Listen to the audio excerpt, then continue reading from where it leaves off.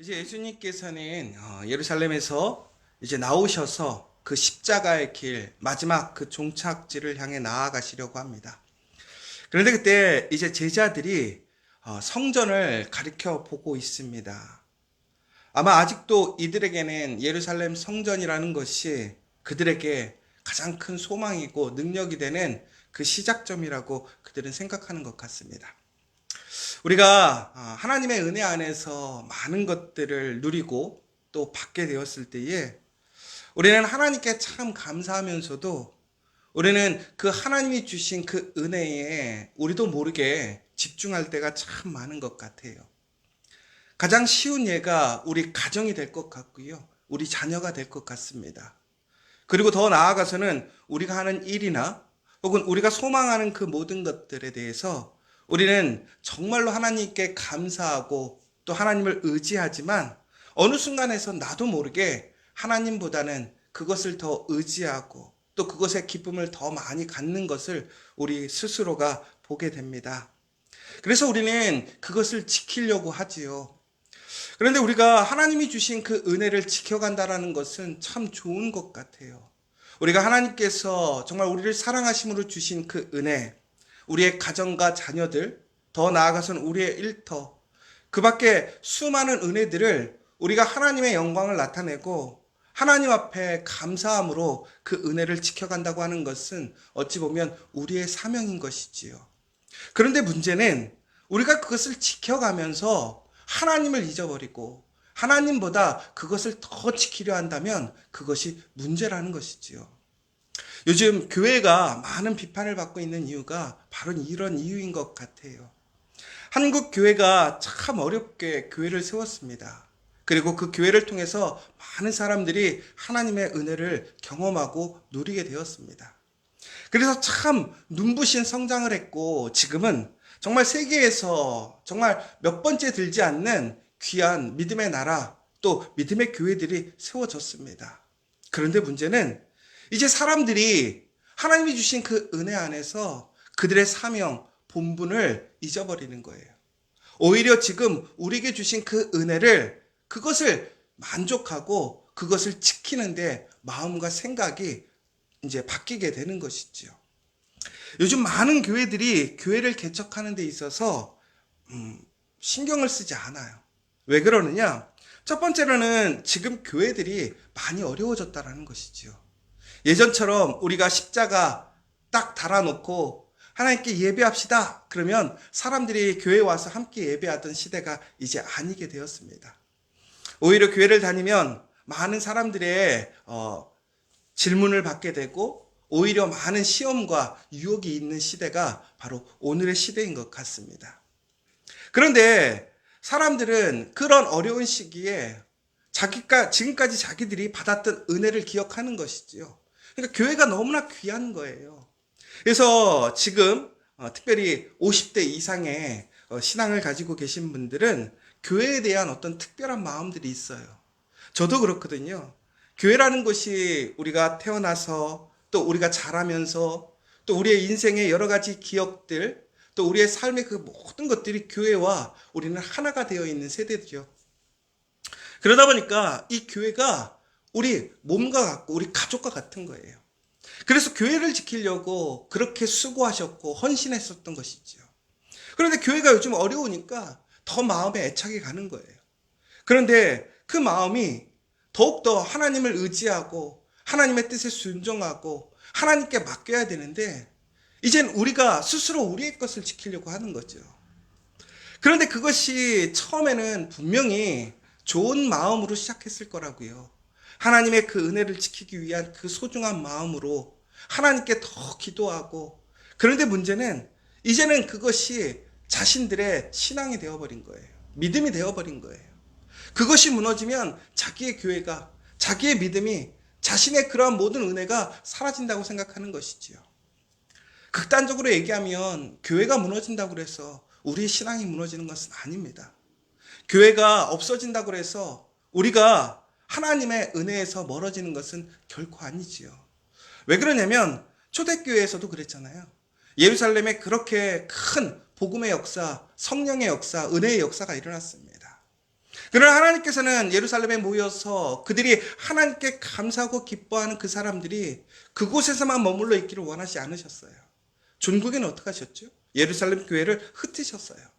환난과 핍박을 통해서 오히려 그곳이 교회가 무너지게 하시고, 오히려 그곳에 있던 사람들이 이제는 하나님의 말씀대로 세상 땅끝까지 복음을 전하는 그 사명자, 순교자들이 되게 하시려고 하나님은 교회를 그렇게 움직이신 것이지요.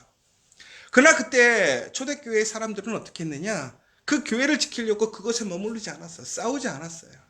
오히려 하나님께 맡기고 하나님의 인도하심을 따라서 순종하면서 오히려 다시 하나님을 의지하는 가운데 새로운 교회를 세우고 또 하나님께 영광을 돌리는 그 말씀에 온전히 나아가게 되었다라는 것이지요. 그런데 지금 우리는 어떻습니까? 그렇지 않아요. 우리가 지금 지켜놓은 것, 우리가 지금까지 힘썼던 것들을 지키는데 힘을 쓰고 있어요. 저도 그런 것 같아요. 만약에 우리 커피아 교회가 지금보다 더 잘되고 더 아름다운 건물들을 짓고 했는데 갑자기 어느 순간 이 건물이 하루아침에 무너져 내리는, 우리가 이 건물을 포기하고 지금까지 세웠던 모든 사역을 포기해야 된다는 그 시점이 온다면 그 누구도 기쁜 마음으로 그것을 내려놓을 사람이 없겠지요. 그런데 그럼에도 불구하고 우리는 그 가운데서 낭망하지 않고 또 우리가 소망을 할 수 있는 이유는 무엇입니까? 그것을 세우신 분도 하나님이시고 무너뜨리는 분도 하나님이시라는 거예요. 그러나 가장 중요한 것은 그 하나님은 가장 선하고 좋은 곳으로 우리를 인도해 주실 것이라는 그 믿음이 있는 것이지요. 그러니까 어떠한 상황 속에서도 우리가 하나님만 붙들고 있다면, 하나님과 함께 우리의 신앙의 삶, 우리의 여정의 길을 걸어가고 있다면 우리는 결코 쓰러지지 않습니다. 여러분, 지금 우리가 하나님의 말씀대로 그 길을 걸어가면서 오히려 많은 시험과 도전이 있을 수 있어요. 제가 항상 커피아 교회 안에서 많은 어려움과 또 도전 속에서도 은혜를 받는 이유가 무엇이냐?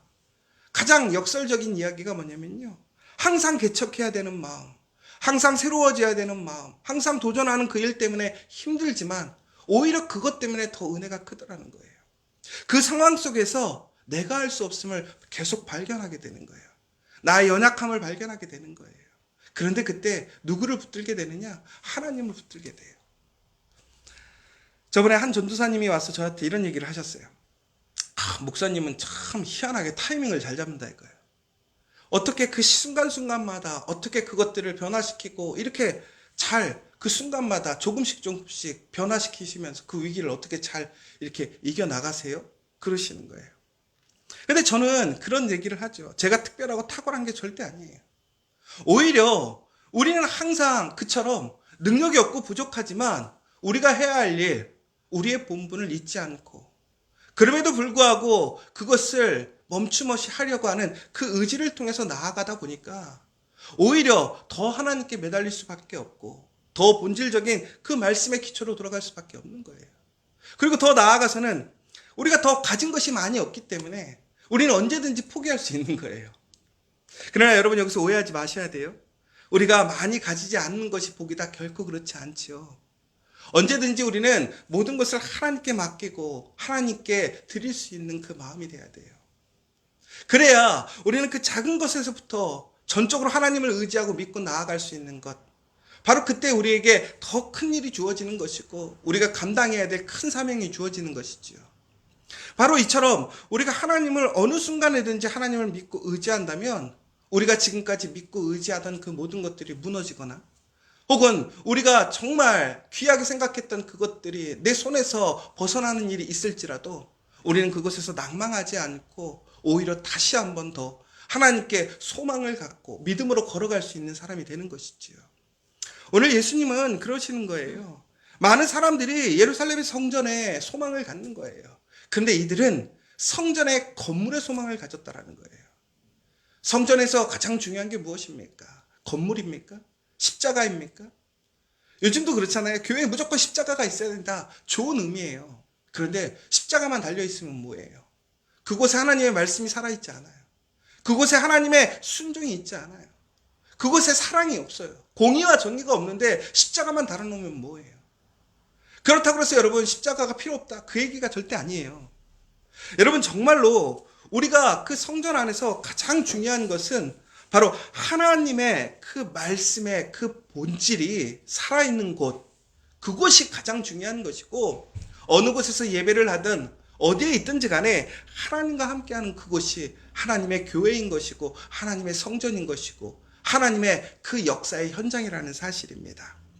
오늘 여러분들이 거하시는, 여러분들이 또한 생활하고 살아가시는 그 자리가 바로 그 하나님의 교회 되기를 간절히 소망합니다.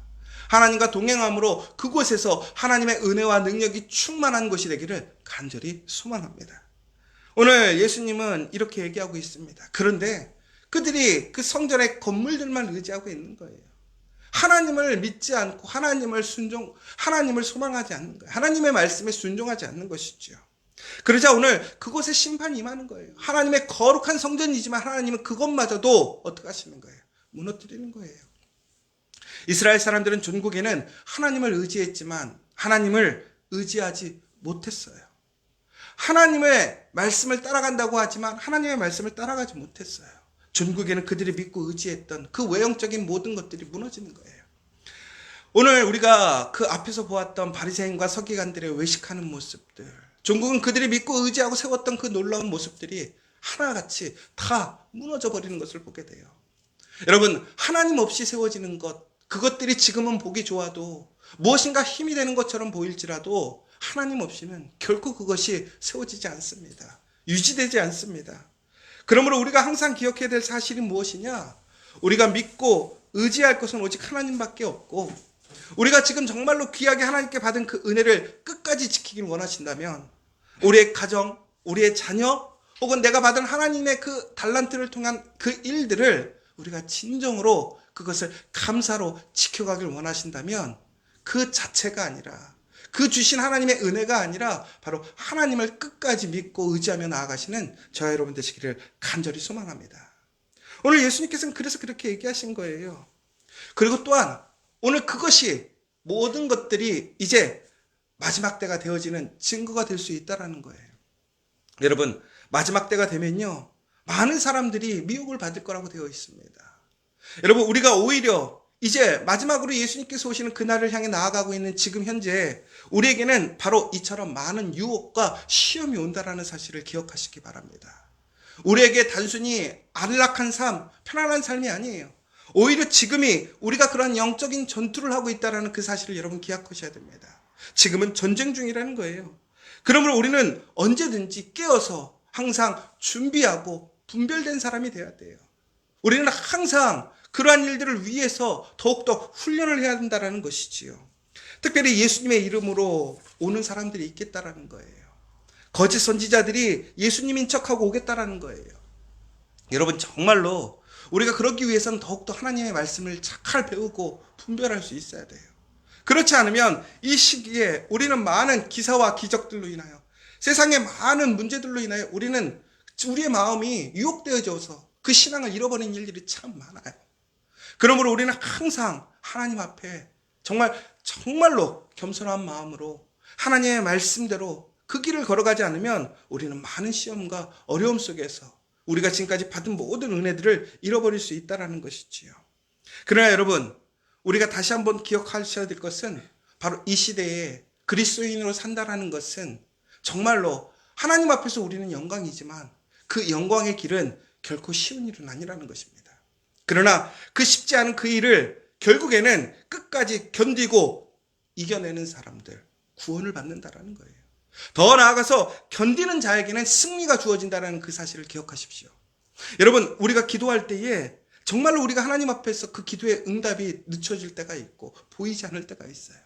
그러나 우리가 진정으로 하나님을 의지하고 하나님의 말씀대로 나아간다면 우리에게는 분명한 하나님의 그 놀라운 그 약속, 그 승리가 주어짐을 기억하시고 오늘 이 아침에도 그 믿음으로 하나님께 간절히 기도하고 그 믿음의 사람의 그 하나님이 주시는 능력으로 다시 한번 오늘을 소망하시는 저와 여러분 되시기를 간절히 소망합니다.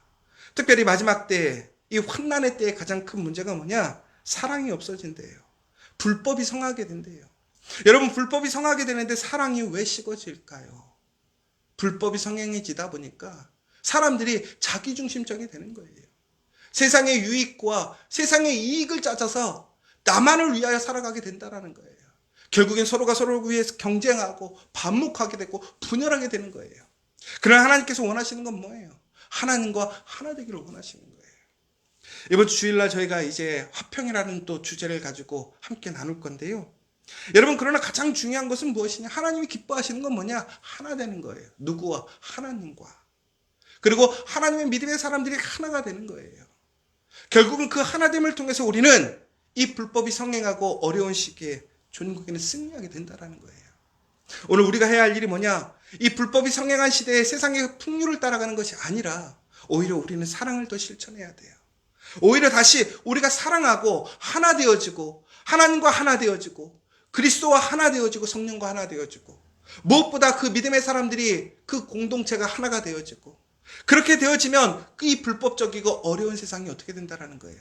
하나님의 그 공의와 정의의 나라로 하나님의 천국이 될 수 있다는 거예요.